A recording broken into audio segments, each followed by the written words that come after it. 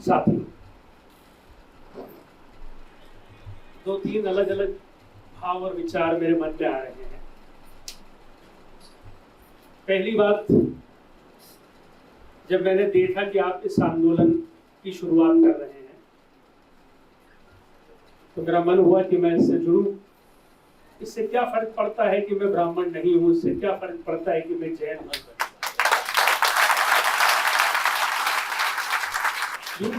Switzerland गया तो मैं रिसेप्शन पे बैठा था, मेरे को छुट्टे पैसे नहीं थे, तो वहां एक आदमी से मैंने पूछा कि आपके पास छुट्टे पैसे हैं। उस होटल में लिफ्ट नहीं थी, तो उसने कहा मेरे पास नहीं है, मैं कमरे से लेके आता हूँ। तो वो 6 मंजिला चढ़ कर गया और 6 मंजिला उतरा और उसने मुझे छुट्टे पैसे ला के दिए। तो मैंने कहा कि आपने इतना परिश्रम क्यों किया? तो उसने कहा कि भाई आप हमारे देश में आए, आप हमारे मुल्क में आए हो, आप हमारे अतिथि हो, ये करना मेरा फर्ज है।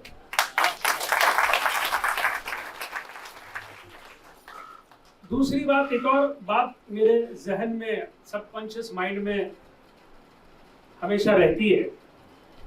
मैं बहुत ही लोअर मिडिल क्लास फैमिली को बिलोंग करता था, अब तो मुझे यही कहना पड़ेगा।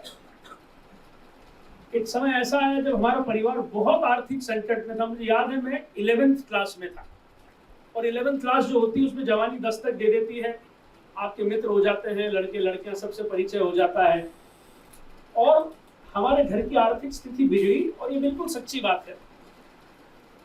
और हमारा फोन उस वक्त क्या होता था कि जब फोन का बिल नहीं भरते थे, लैंडलाइन फोन होते थे, तो पहले आपकी आउटगोइंग बंद होती थी और फिर आपकी इनकमिंग बंद होती थी। आउटगोइंग बंद होने तक तो इसका एहसास किसी और को होता नहीं था, लेकिन जब इनकमिंग बंद हो जाती थी तो समाज में मैसेज जाता था कि आर्थिक रूप से इस परिवार की हालत खराब हो गई। और दुर्भाग्य से गुरुजी ऐसा हुआ, आर्थिक स्थिति इतनी हमारी खराब हो गई कि हमारे फोन की पहले आउटगोइंग बंद हुई और फिर इनकमिंग बंद हुई। और जब एक दिन के लिए फोन की इनकमिंग बंद हुई, तो मैं सत्य साई विद्या विहार का छात्र हूं, मेरे क्लास के सब लड़के लड़कियां ये बात करने लग गए कि स्वप्निल के घर की जो है इनकमिंग बंद हो गई, और मुझे बहुत अपमानित महसूस हुआ। तो मैंने ये बात मेरे पिताजी से कही। मेरे पिताजी ने अपने एक मित्र को फोन किया।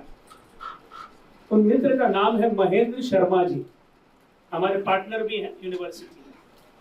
तो महेंद्र शर्मा अंकल ने मुझे बुलाया। मुझे याद है स्कूटर पर मैं गया और उन्होंने मुझे उस वक्त 1000 रुपए दिए और कहा कि सबसे पहले तू जाके फोन का बिल भर के आ। आप मान लीजिए वो 1000 का ऋण भी आज मैं उतार रहा हूं,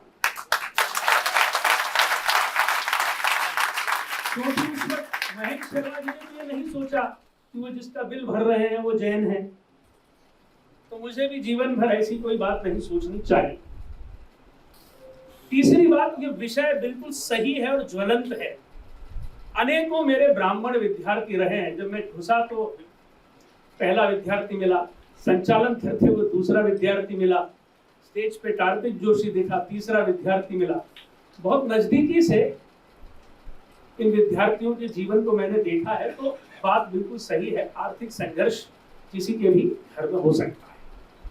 और चौथी बात ये कि कोई बहुत बड़ी बात नहीं है जो आप इतना कह रहे हैं, विकास जी सब इतना सम्मान दे रहे हैं। हजारों विद्यार्थी रेनेसा कॉलेज में 2500 विद्यार्थी पढ़ते हैं, रेनेसा यूनिवर्सिटी में 7000 पढ़ते हैं, खरगोन में एक यूनिवर्सिटी खोली, 1000-2000 वहां पढ़ते हैं, कैलिफोर्निया में एक यूनिवर्सिटी मैंने अभी खरीदी। तो ईश्वर की अनंत कृपा, उसमें 50-57 बच्चों की फीस अगर मैं नहीं ले रहा हूँ तो सचमुच में कोई बहुत बड़ी बात नहीं है, बहुत सामान्य है। इसको कोई इतना इस तरह से देखने की कोई जरूरत नहीं है। मेरी दादी जी कहा करती थी कि जीवन ऐसे जीना कि जब भी पीछे मुड़कर देखो तो गौरवशाली क्षण दिखे, प्राइड हो। मैं लखनऊ में घूम रहा था, ऑटो वाले ने 2 दिन बहुत सेवा करी, मुझे बहुत अच्छा घुमाया। मैंने पूछा बेटा क्या करता है? उसने कहा कि बेटा सब कुछ नहीं करता है। तो मैंने कहा मेरे पास भेज दो, इंदौर में पढ़ाता हूँ उसको। मैं उसको यहाँ लाया, उसको पढ़ाया। आप यकीन नहीं मानेंगे, ऑटो चलाने वाले का बेटा, उसने रेनेसा यूनिवर्सिटी में MBA में टॉप किया।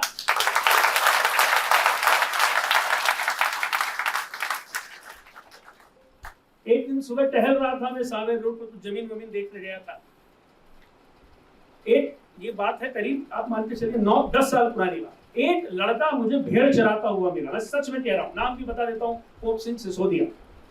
मैंने जब भेड़ चराने की पूरी इकोनॉमी उससे समझी कि भेड़ों को पालते कैसे हो और जीवन यापन कैसे चलते हो, उसकी बुद्धि से मैं चकित हो गया।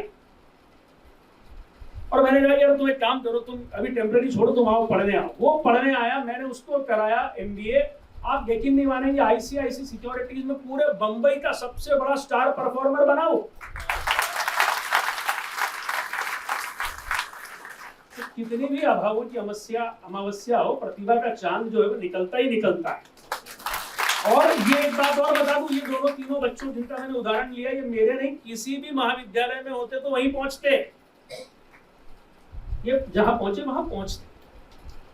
अब आप लोगों की बात, जो भावना से आप ये कार्यक्रम कर रहे हो, शुरुआत से मैं देख रहा हूं बेटा जी, इन्होंने एक एक आवेदनकर्ता के घर की वीडियोग्राफी मुझसे शेयर करी, कुछ करी, फिर मैंने कहा कि आप मत करिए ये, लेकिन जिस शिद्दत और जिस ईमानदारी से आप ये काम करते हो वो अद्भुत है। और मुझे एक कहानी याद आती है बेटा जी, आप इस संगठन की पवित्र भावना और उसकी ईमानदारी का 1-1.5 मिनट की कहानी सुन लीजिए, आप समझ जाएंगे मैं क्या कहना चाहता हूं। एक बार भगवान ने ऊपर से फरिश्ते भेजे, फरिश्ते ने एक आदमी के घर की घंटी बजाई और कहा कि हमारे पास एक लिस्ट है, ये लिस्ट उन लोगों की है जो बहुत चैतन्य हैं, और ये भगवान ने बनाई है, ये उन लोगों की लिस्ट है जो भगवान से बहुत प्यार करते हैं और जो बहुत चैतन्य है। तो उस आदमी ने कहा कि भाई मैं तो बहुत सामान्य सा आदमी हूँ, मैं एक सोशल वर्कर हूँ, मैं बहुत ज्यादा कुछ पूजा प्रार्थना भी नहीं करता हूँ, हाँ काम करता हूँ, कुछ विद्यार्थियों को इकट्ठा करता हूँ, कुछ उनके लिए प्रयास करता हूँ कि वो पढ़ पाए, ये करता हूँ मैं। आपको शायद कंफ्यूजन हो गया, बगल वाले घर में जाइए, वहां एक बहुत बड़ा धार्मिक व्यक्ति रहता है। तो फरिश्तों को लगा कि भाई भगवान के सिस्टम में भी क्लरिकल एरर तो हो ही जाती है। दूसरे के घर गए तो दूसरे आदमी ने कहा कि नहीं ये तो मेरा घर भी नहीं है, मैं तो कुछ और ही काम करता हूँ। चले गए फरिश्ते। अगले दिन फिर लौट के आए, 3:30 बजी थी, फिर वो पहले वाले आदमी के घर की घंटी बजाई। अब वो फिर नींद में उठा, उसने कहा भाई क्यों तुम रोज रोज मुझे परेशान करते हो? उसने कहा नहीं आप ही का घर है, आप ही का पता। उसने कहा भाई मैं कोई बहुत ज्यादा धार्मिक व्यक्ति नहीं हूँ, गलत बात है पर मैं नहीं हूँ, मैं सिर्फ कुछ बच्चों की पढ़ाई वगैरह के लिए प्रयास करता हूँ, सोशल वर्कर हूँ मैं। तो फरिश्तों ने जवाब दिया कि तुम ही हो, यही घर का पता है, और लिस्ट में भी तुम्हारा ही नाम है, और लिस्ट में तुम्हारा ही नाम है, लिस्ट भगवान ने ही बनाई है, और तुम ही चैतन्य हो। बस मेरे कहने में गफलत हो गई थी कि ये लिस्ट उन लोगों की नहीं है जो भगवान को बहुत प्यार करते हैं, ये लिस्ट उन लोगों की है जिनको भगवान बहुत प्यार करते हैं।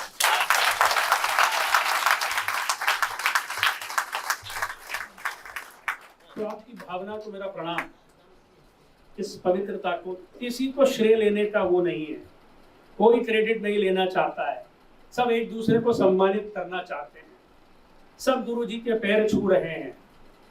ये निस्वार्थ भावना हम में थी, ये न मालूम कौन सी झूठी थोथी गंदी आडंबर से परिपूर्ण राजनीति में हम पड़ गए, और मंच पर बैठने की जद्दोजहद, स्वागत करने कराने की जद्दोजहद, फोटो छपने छपाने की जद्दोजहद, उसमें हम पड़ गए। और ये ऐसा नहीं कि सिर्फ राजनीति में, ये सामाजिक स्तर पे भी है, ये सब जगह।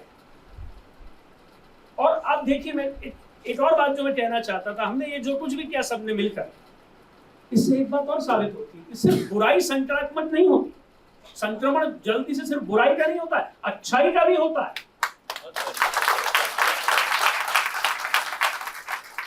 एक बात आपने प्रस्तावित करी, मैंने मान ली, और अगर ये उदाहरण बन गया और मान लेते हैं इससे एक लहर चल जाए जो जिससे जो बन सके वो हो, तो फिर क्या बात है। और मुझे लगता है कि कोई भी सामाजिक क्रांति इस दुनिया में, एक उदाहरण बता दीजिए कि कोई अद्भुत सामाजिक क्रांति किसी सरकार ने शुरू करी, सोचिए, खोजिए, ढूंढिए। सारी सामाजिक क्रांति सरकार ने नहीं, समाज नहीं शुरू करी, जनता नहीं शुरू करी।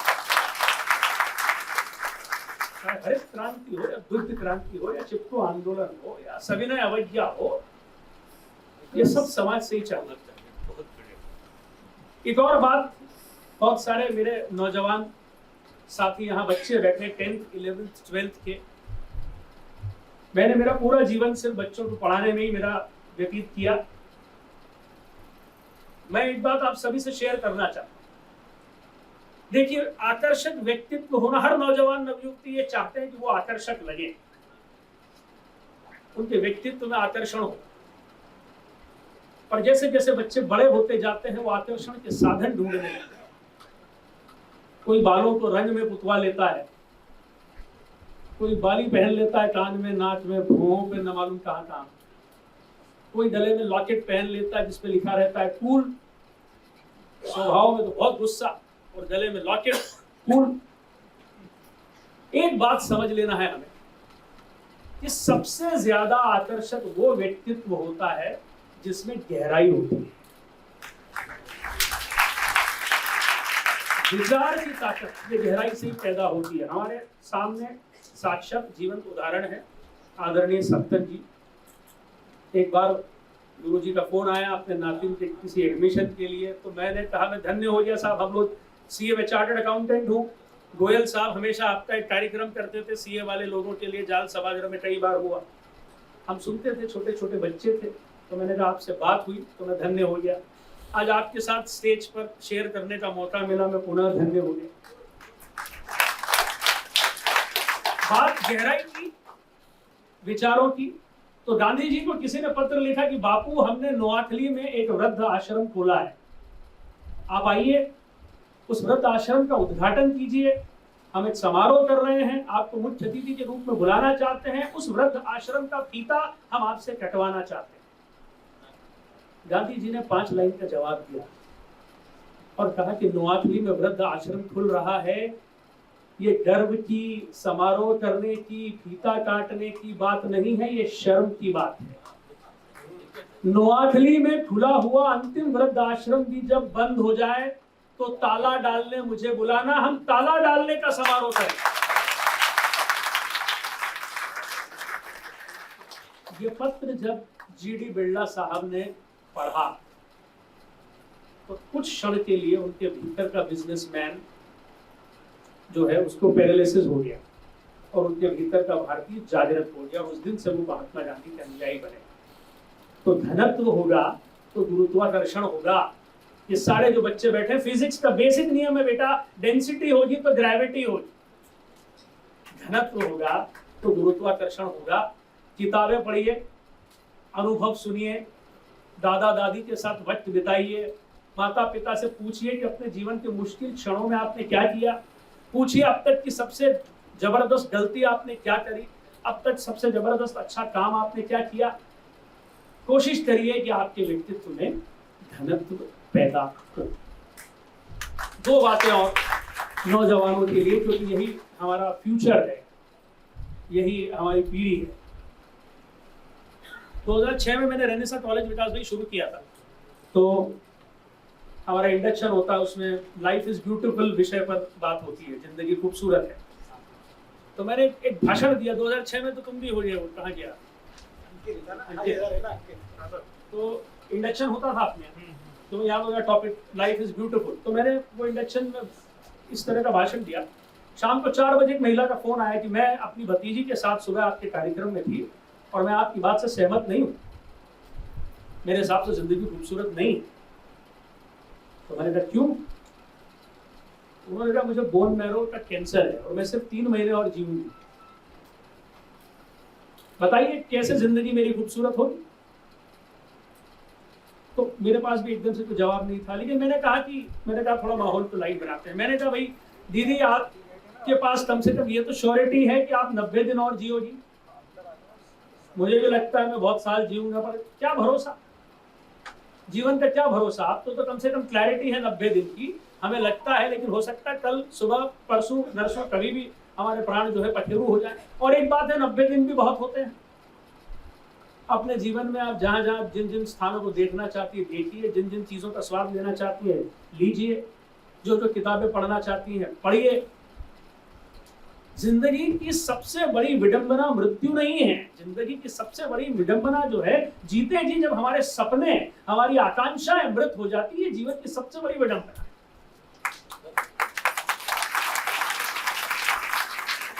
तालमुद जो है वो यहूदियों की बड़ी पवित्र किताब है।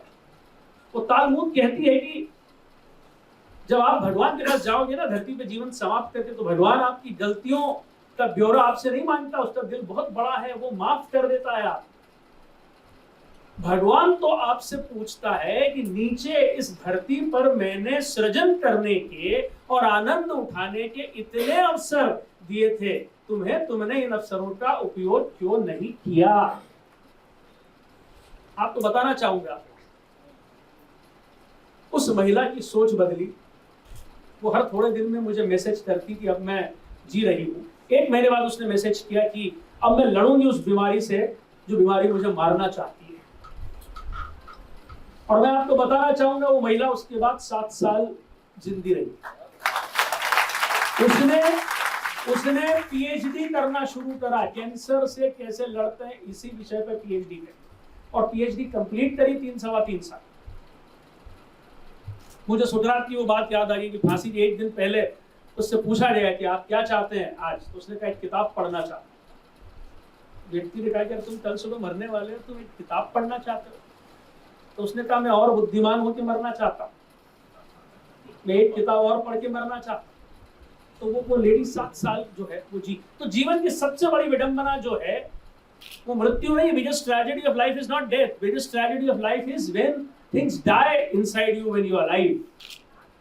आपके भीतर के सपने, आपके भीतर की आकांक्षाएं, ये मरना नहीं चाहिए। मुझे जब नौजवान और नवयुवती मिलते हैं और मैं उनसे पूछता हूँ बेटा तुम जिंदगी में क्या करना चाहते हो, तो ये जवाब मिलता है जिससे मन बहुत दुखी होता है, सर बस एक नौकरी चाहता हूँ, सर बस एक प्राइवेट बैंक में नौकरी मिल जाए, सर एक सरकारी नौकरी मिल जाए, सर एक छोटा सा बिजनेस हो जाए, सर बस कैट की एग्जाम क्रैक करो। और जीवन दिया है ईश्वर ने आपको, 70 साल इस धरती पर आप रहोगे। आपको सोचना चाहिए कि मेरे धरती पर आने के बाद क्या क्या सकारात्मक परिवर्तन इस धरती पर मेरे कारण हुआ। एक्सपेक्ट मोर फ्रॉम योरसेल्फ, अपने आप से और अधिक की अपेक्षा करिए। जितने भी नौजवान यहाँ पर हैं, जितने भी नवयुवक, जितने भी बच्चे हैं, प्लीज अपनी आकांक्षा के स्तर को, अपनी उत्कृष्टता के स्तर को और बढ़ाइए। ये जिंदगी बहुत विशाल है और ये आपको बहुत कुछ करने का अवसर देती है। और आखिरी बात, लास्ट अंतिम बात, ये भी नौजवानों के लिए, ये दुनिया वाई से चालू होती है। अगर वाई पूछना आपने शुरू कर दिया तो आप अपनी जिंदगी में एक अलग लेवल पर पहुंचेंगे, और वाई नॉट अगर शुरू कर दिया तो और अलग लेवल पर पहुंचेंगे। वाई यानी क्यों, वाई नॉट मतलब क्यों नहीं। ये 2 चीजें याद रखिए, आपके दिमाग के सॉफ्टवेयर में इसको फिट कर लीजिए। Why level 1, why not level 2। Karnataka का जो, जैसे हमारे यहाँ ये बस वाली सुविधा है, मध्य प्रदेश बस का जो सिस्टम था, कर्नाटक में ऐसी टोटल मिला के 20,000 बसें चलती हैं, सरकारी बसें, स्टेट बसेस। और वहां पर ड्राइवरों से लगातार एक्सीडेंट हो रहे थे और उनकी मौत हो रही थी, और ये स्तर कम नहीं आ रहा था। सब करके देखिए, IIM से ट्रेनिंग करा ली, IIT से करा ली, लेकिन ड्राइवर तो ड्राइवर है, वो अपने ही अदा में गाड़ी चलाते थे और दुर्घटनाओं का स्तर कम नहीं हुआ। एक व्यक्ति ने बहुत ही अच्छा सजेशन दिया। उसने कहा कि सारे ड्राइवरों को कंपलसरी कर दीजिए कि जो ड्राइविंग सीट होती है उसी के कॉर्नर में उन्हें अपने बीवी बच्चों का फोटो लगाना है, कंपलसरी। तो हर ड्राइवर ने कर्नाटक में अपनी बस के कोने में बीवी बच्चों का फोटो लगा लिया। बस ये करने मात्र से एक्सीडेंट का स्तर 50% गिर गया। वाई। और दूसरी बात, अब जो दौर है वो वाई से भी आगे, वाई नॉट का है। वाई नॉट, अंग्रेजी में कहते हैं people see the things and ask why, I dream the things that never were and ask why not. लोग उन चीजों की को देखते हैं और पूछते हैं क्यों। मैं उन चीजों की कल्पना करता हूं जो नहीं है और पूछता हूं क्यों नहीं।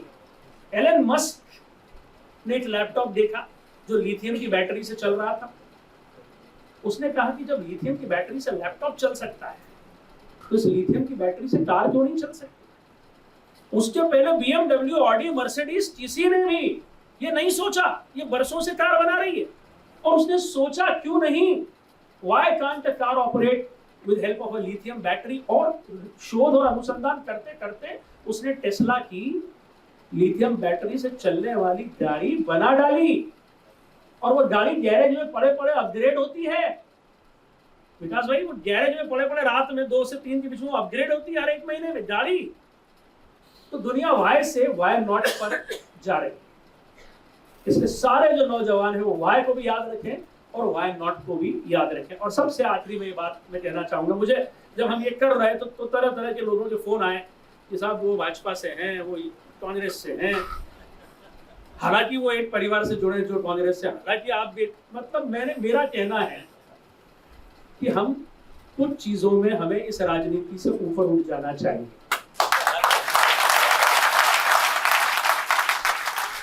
एक सरलता सी बात है कि मेरे पास देने के लिए कुछ है।